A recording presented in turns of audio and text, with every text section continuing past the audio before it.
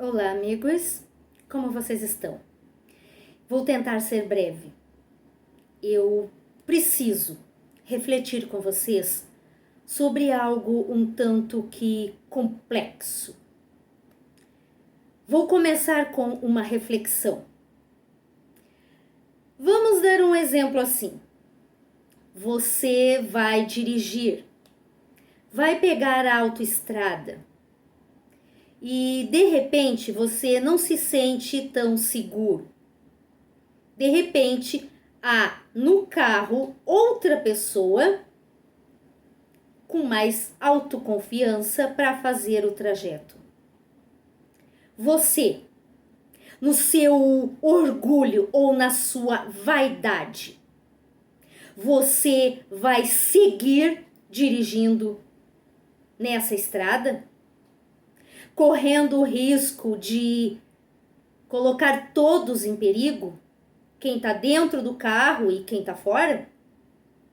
Ou você vai usar do bom senso, da melhor forma possível, da humildade e vai passar a direção para outra pessoa mais preparada para fazer este percurso? Então, é mais ou menos sobre isso que eu quero falar, se tratando da nossa AFIP, da AFIP de Padre Robson de Oliveira, o fundador, quem foi inspirado pelo Pai Eterno a este projeto. E junto com nós associados, sonhou e realizou. Então, estamos vendo aí nas redes sociais e em alguns jornais de Trindade, Goiânia, Goiás, falam-se muito sobre uma falência da AFIP. Desde vídeos antigos meus, quando nós recebemos cartinhas da nova direção, eu já mencionei sobre as vezes que reclamavam sobre as dificuldades, etc.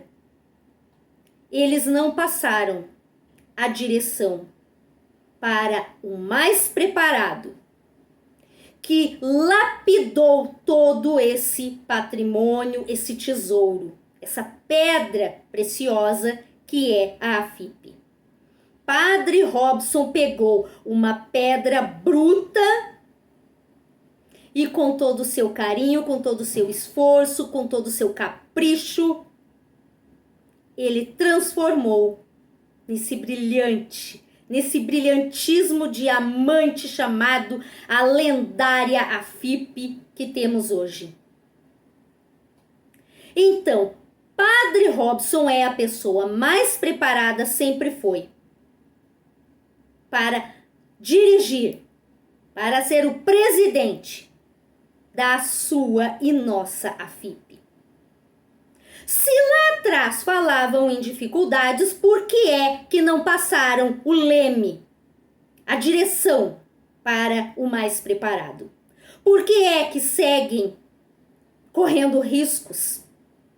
Se estivessem preocupados com as pessoas que são demitidas ou com as instituições beneficiadas pela AFIP, já teriam passado a AFIP ao seu verdadeiro dono, idealizador, fundador, abençoado, inspirado pelo Pai Eterno.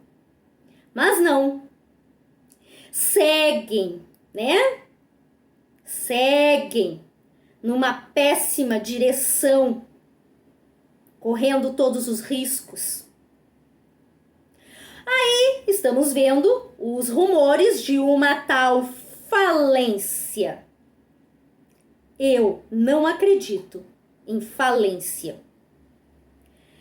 Como é possível que você, tendo a sua casa precisando de reformas, você, de repente, vai construir uma outra casa?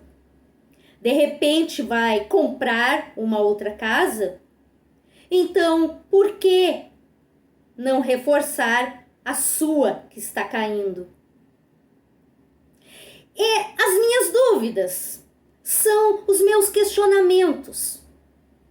Lá, um tempo atrás, se vocês lembram, as emissoras de fofoca, porque não vou chamar aquilo de jornalismo. Aliás, alguns perguntam se eu sou jornalista. Eu não sou. Eu não faço aqui jornalismo. Eu aqui participo de um movimento legítimo com milhares de pessoas que pedem o retorno de Padre Robson, que não entendem incoerências que estão acontecendo. Como essa, que falam aí jornais sobre uma possível falência da nossa AFIP.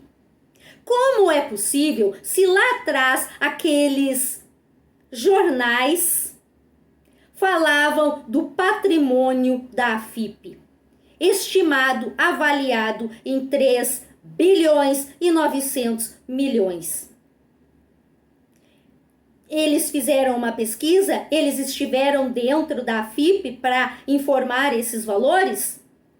Aí Ministério Público, etc., vai lá investigar de onde tudo isso, como tudo isso. Aí criticam os investimentos e as propriedades. Mas toda a igreja tem propriedades, outras instituições têm propriedades, a própria congregação do Santíssimo Redentor tem propriedades. Algum erro nisso? Nenhum.